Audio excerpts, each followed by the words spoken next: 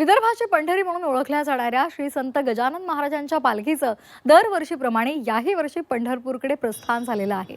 या अद्भुत सोहळ्याला पाहण्यासाठी भक्तांनी मोठी गर्दी केली आहे। राज्याच्या कानाकोपऱ्यातून गजानन भक्त श्री संत नगरी शेगावी दाखल झाले।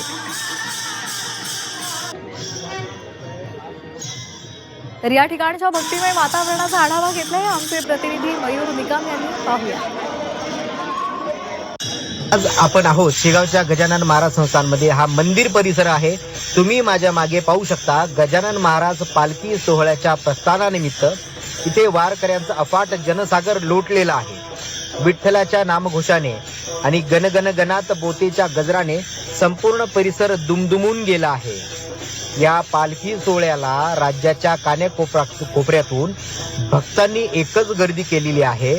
टाळ मृदुंगाचा हा दुमदुमणारा आवाज सध्या संत नगरीमध्ये एकच भक्तिमय वातावरण तयार करून जातोय। महाराजांचं दर्शन घेण्यासाठी प्रत्येक जण हजर आहे।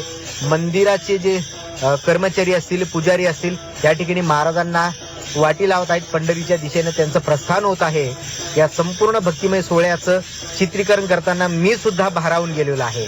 एकंदर या भक्तिमय सोहळ्याला कुणी कुणी आजवर भेट दिली नक्कीच कळवा। व्हिडिओ जर्नलिस्ट प्रवीण सह मी मयूर निकम, झी 24 तास, शेगाव।